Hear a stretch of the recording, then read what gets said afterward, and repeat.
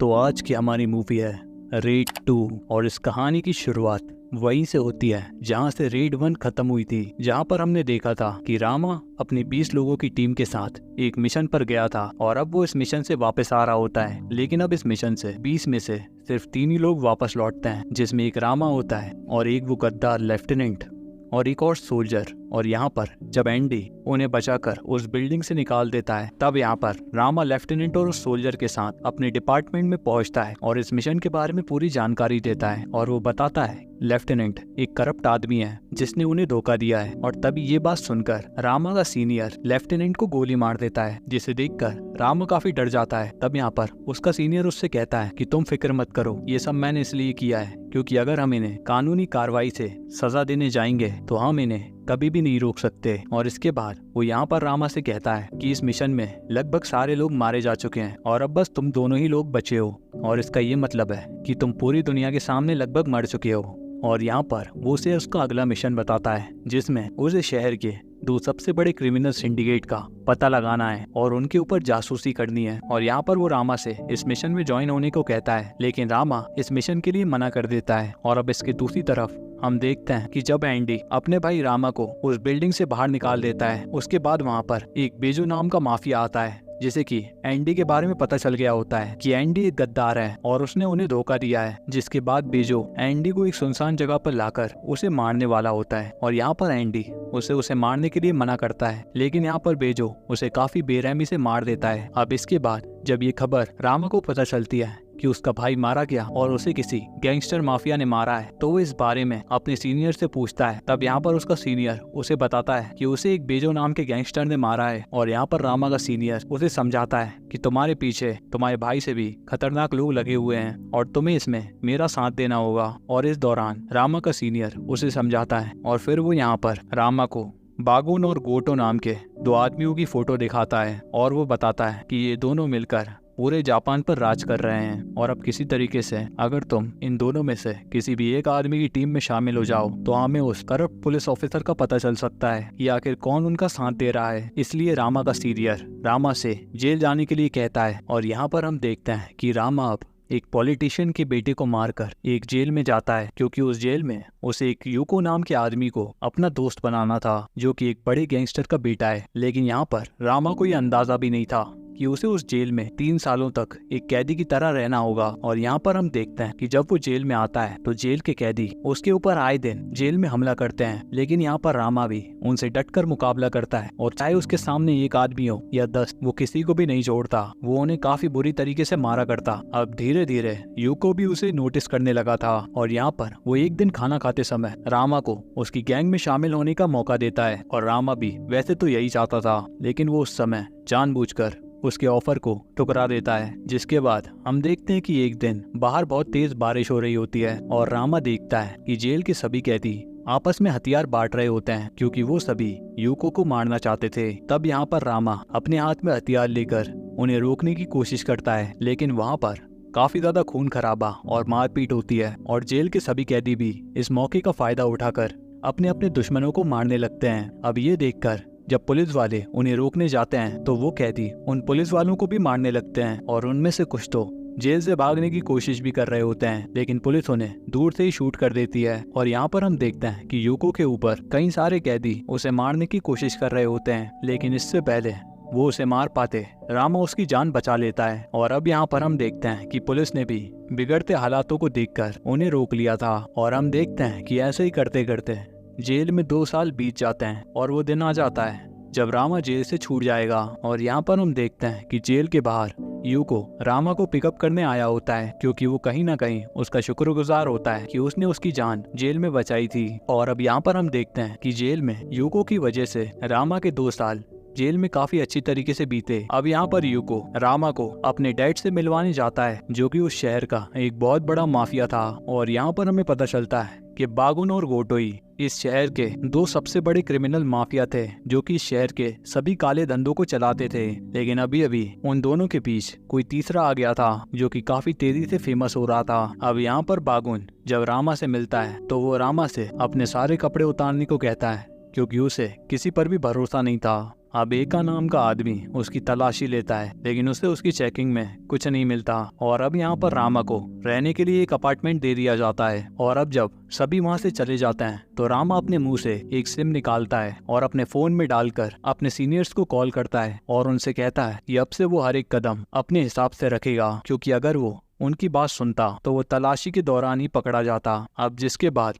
रामा अपने परिवार को कॉल करता है, क्योंकि पिछले 2 सालों से उसने अपने परिवार से बात नहीं की थी। और यहाँ पर हम देखते हैं कि अब यूको भी रामा को अपनी हर वसूली में साथ ले जाने लगा था। अब यहाँ पर यूको को पता चलता है कि उसके एक आदमी ने उसे बिना बताए ड्रग्स का बिजनेस शुरू कर दिया था, और यूको की नजर में ये एक बहुत बड़ा धोखा था, इसलिए वो उसका हफ्ता बढ़ा देता है। लेकिन अब यहाँ पर उनके इलाके में एक नया माफिया आया होता है, जिस वजह से अब उन्हें यूको की सपोर्ट की जरूरत नहीं थी, इसलिए उस आदमी के लोग इनके ऊपर हमला कर देते हैं। लेकिन रामा और एका को इसके बारे में पहले ही पता था, इसलिए वो जल्दी से उन सभी को मार डालते हैं। और यहाँ पर जब वो उनका लीडर वहाँ से भागने की कोशिश करता है तो रामा उसे पकड़कर बुरी तरीके से मार देता है। और अब यहाँ पर यूको वहाँ से एक बैग भरकर पैसे लूटता है, जिसके बारे में जानकर उसके पिता बागुन काफी खुश होते हैं, क्योंकि अब उनके खिलाफ खड़े होने वालों के अंदर उनका खौफ बना रहेगा। और अब यहाँ पर यूको अपने डैड से कहता है कि अब वो और भी बड़ी जिम्मेदारियों के लिए तैयार हो गया है। लेकिन यहाँ पर उसके डैड उससे कहते हैं कि जब वो और जिम्मेदारियों के लिए तैयार हो जाएगा तो उसे पता चल जाएगा। और यहाँ पर हमें पता चलता है कि उसके डैड को उसके ऊपर बिल्कुल भी भरोसा नहीं था कि वो बिजनेस को संभाल सकेगा, और इसी वजह से यूको यहाँ पर अपने डैड से काफी नाराज रहता था। अब एक दिन रामा और यूको बैठकर शराब पी रहे थे, और इसी मौके का फायदा उठाकर रामा यूको के पर्स में एक माइक्रोफोन डाल देता है ताकि कि वो उसकी जासूसी कर सके। और वो जहाँ भी जाता रामा उसके ऊपर नजर रखता, और उसे पता चलता है कि यूको उस माफिया से बात करता था जो कि उसके डैड और गोटो के बिजनेस में घुसने की कोशिश कर रहा था। और इस आदमी का नाम बेजो होता है। और यहाँ पर बेजो यूको को इसी बात पर भड़काता था कि उसके सारे डिसीजंस उसके डैड लेते हैं, और वो एक बच्चे की तरह हमेशा उनकी उंगली पकड़कर चलता रहता है। और बेजो उसे तोहफे के तौर पर उन लोगों को लाकर देता है जिन्होंने उसके ऊपर जेल में हमला किया था। और यहाँ पर वो चाहता था कि बागुन और गोटो के बीच में फिर से एक बार दुश्मनी हो जाए, और गोटो को बिजनेस से निकालकर उसके सारे बिजनेस को आपस में बांट लें। लेकिन अब इस काम को करना इतना भी आसान नहीं था, क्योंकि पिछले 10 सालों से उनके बीच में कोई भी लड़ाई नहीं हुई थी। और यहाँ पर हम देखते हैं कि यूको उन जेल के कैदियों का गला काटकर उन्हें बेरहमी से मार देता है। अब इसके बाद यूको अपने डैड के एक बहुत ही करीबी आदमी को शराब पीने के लिए बुलाता है, और यहाँ पर वो उस आदमी को अपने ही डैड के खिलाफ भड़काने की कोशिश करता है। लेकिन वो आदमी यूको के डैड के लिए काफी वफादार होता है, और वो यूको से भी कहता है कि ये ख्याल अपने दिमाग से निकाल दो। अब ये सुनकर यूको का दिमाग खराब हो जाता है, और वो अपने आदमियों से उसके ऊपर हमला करवा देता है। लेकिन यहाँ पर वो आदमी काफी खतरनाक किलर होता है, जिसे कि मार पाना इतना आसान नहीं था। और जब यूको के आदमी उसे नहीं मार पाते तो बेजो के आदमी उसका गला काटकर उसे वहीं पर मार देते हैं। और अब यहाँ पर जब यूको के डैड बागुन को ये सब पता चलता है तो उन्हें ये जानकर बहुत ज्यादा गुस्सा आता है। और यहाँ पर यूको अपने डैड से कहता है कि ये सब गोटो का काम है, वो हमसे लड़ाई करना चाहता है। लेकिन यहाँ पर उसके डैड कोई भी जवाबी हमला नहीं करना चाहते, क्योंकि उन्हें लगता है कि कोई ना कोई ये सब जानबूझकर कर रहा है। और यहाँ पर वो इस बात से बेखबर होता है कि ये सब उसी का बेटा कर रहा है। और अब यहाँ पर जब यूको को पता चलता है कि उसका प्लान फेल हो गया है तो उसे इस बात पर बहुत ज्यादा गुस्सा आता है। और यहाँ पर रामा उसे गुस्से में देखकर उसे शांत रहने के लिए कहता है। तब यहाँ पर यूको रामा को भी मारने लगता है। और यहाँ पर हम देख सकते हैं कि यूको को पावर की इतनी ज्यादा भूख होती है कि वो उसके लिए कुछ भी कर सकता था। और अब वो यहाँ पर बेजो को कॉल करता है और उसे अगला कदम उठाने के लिए कहता है। और इस बार उसका प्लान होता है कि अब कुछ गोटो के लोगों को भी मारा जाए, क्योंकि उसके डैड के ऊपर तो अपने आदमियों को मरने का कोई फर्क नहीं पड़ा होता। और इसके बाद हम देखते हैं कि बेजो 2 किलर्स को हायर करता है जिनके मारने का तरीका काफी ज्यादा अलग होता है, जिसमें से एक लड़की लोगों को हथौड़े से मारा करती तो दूसरा आदमी सामने वाले को बेसबॉल बैट से मारा करता। और यहाँ पर वो लोग गोटो के खास लोगों पर हमला कर देते हैं ताकि कि दूसरी पार्टी के लोग भी गुस्से में आकर कोई गलत कदम उठाएं। और इसके दूसरी तरफ हम रामा को देखते हैं जो कि इन दोनों के झगड़े में सबूत इकट्ठे करने में लगा होता है। लेकिन एक दिन जब वो कहीं पर जा रहा होता है तो कुछ लोग उसके ऊपर जानलेवा हमला करते हैं। तब रामा किसी तरीके से जान बचाकर वहाँ से भाग तो जाता है, लेकिन तभी उसे पता चलता है कि जिन लोगों ने उसके ऊपर हमला किया था वो सभी के सभी पुलिस वाले थे। और यहाँ पर हम देखते हैं कि उन लोगों के हमले से रामा काफी बुरी तरीके से घायल हो गया था। और अब यहाँ पर वो अपने सीनियर्स को कॉल करता है और उसे पता चलता है कि ये सब कमिश्नर के ऑर्डर्स पर किया गया था। और इसकी दूसरी तरफ हम देखते हैं कि गोटो के इतने सारे लोगों के मारे जाने के बावजूद वो बागोन से एक मीटिंग अरेंज करता है और वो आपस में एक बार फिर से समझौता कर लेते हैं, क्योंकि वो नहीं चाहते थे कि उन दोनों की आपस की लड़ाई की वजह से उन दोनों के साइड के लोग मारे जाएं। और यहाँ पर हम देखते हैं कि यूको गोटो को भड़काने की काफी कोशिश करता है, लेकिन उसके शब्दों की वहाँ पर कोई भी वैल्यू नहीं थी। और अब यहाँ पर बागुन को पता चल जाता है कि ये सब यूको ने ही किया है, इसलिए वो गोटो के सामने सर झुकाकर माफी मांगता है और उन दोनों के बीच में सब कुछ सेटल हो जाता है। और अब यहाँ पर शागुन वापस आने के बाद अपने बेटे यूको को बहुत मारता है, क्योंकि उसने एक बहुत बड़ी बेवकूफ़ी की थी, क्योंकि पिछले 10 सालों में वो कभी भी नहीं लड़े थे, लेकिन उसकी इस हरकत की वजह से सब कुछ बर्बाद हो जाता। लेकिन अब इस बार यूको के सर से भी पानी ऊपर जा चुका था और वो अपने पिता के ऊपर ही चिल्लाने लगता है, क्योंकि अब उसे इज्जत चाहिए थी, जो कि उसे पावर मिलने के बाद ही मिलती। और अब हम देखते हैं कि कुछ देर बाद वहाँ पर बेजो आ जाता है और हम देखते हैं कि यूको पावर पाने के लालच में अपने ही फादर को मार देता है। और एका इससे पहले कुछ समझ पाता, बेजो उसके सामने भी गन पॉइंट करता है और वो उसे गोली मारने वाला होता है कि इतने में वहाँ पर रामा आ जाता है। और रामा बेजो के लोगों को देखते ही उन्हें मारने लगता है और वो एका को भी वहाँ से भागने के लिए कहता है। तब वो रामा को ठिकाने लगाने के लिए वहाँ से ले जाते हैं, लेकिन एका उनका पीछा करता है और उनकी कार से टक्कर मारता है, जिससे कि रामा को उन्हें मारने का मौका मिल जाता है। और अब इन लोगों के बीच में काफी लंबी चेस होती है, जिसमें वो सभी लोग रामा और एका को मारने की कोशिश कर रहे होते हैं, लेकिन आखिर में वो दोनों ही सक्सेसफुली वहां से भागने में कामयाब होते हैं। और यहाँ पर रामा को पता चलता है कि एका भी एक अंडरकवर पुलिस ऑफिसर था, पर उसके सीनियर उसे गद्दार मानते थे, क्योंकि वो बागुन के लिए काम करने लगा था। और वो यहाँ पर रामा से कहता है कि उसने अपने डिपार्टमेंट को कभी भी धोखा नहीं दिया, लेकिन ये उसकी मजबूरी थी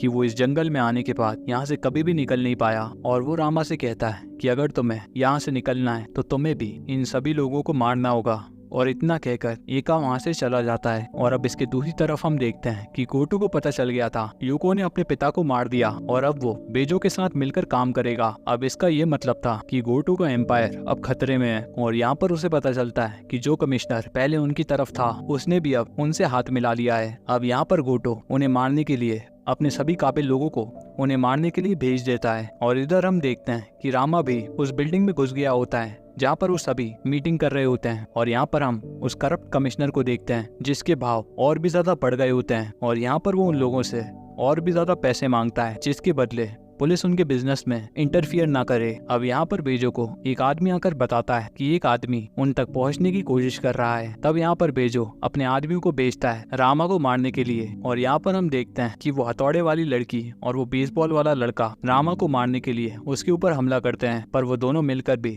रामा का कुछ नहीं बिगाड़ पाते। और थोड़ी फाइट करने के बाद रामा उन दोनों को वहीं पर मार डालता है। लेकिन ये सिलसिला अभी इतनी आसानी से खत्म नहीं होता और वो देखता है कि उसके सामने बेजो का एक सबसे खतरनाक आदमी उसके सामने आ जाता है। और यहाँ पर वो उसे एंड टू एंड फाइट में काफी मारता है। और बस एक वही था जो रामा से काफी देर तक लड़ रहा होता है, लेकिन आखिर में रामा उसे भी मार डालता है। और अब लड़ते लड़ते रामा सबसे ऊंचे वाले फ्लोर पर पहुंच गया था। और इसके दूसरी तरफ यहाँ पर हम यूको को देखते हैं, जो कि वॉशरूम जाता है, तो उसे वहाँ पर अपने पर्स में एक माइक्रोफोन मिलता है, जो कि रामा ने छुपाया होता है। और यहाँ पर वो पहली बार सब कुछ सोचने की कोशिश करता है और वो देखता है कि जब वो मीटिंग में था तो बेजो के हाथ में एक तरीके का टैटू था। और तब उसे याद आता है कि वो टैटू उसने पहले भी देखा था जेल में, जहाँ पर जिन लोगों ने उसके ऊपर हमला किया था उनके हाथों पर भी वही टैटू था। और वो समझ जाता है कि जेल में उसे मारने वाले बेजो के ही आदमी थे। और वो समझ जाता है कि ये सब बेजो की ही चाल थी जिसमें वो फंस चुका था। और यहाँ पर वो समझ जाता है कि उसके डैड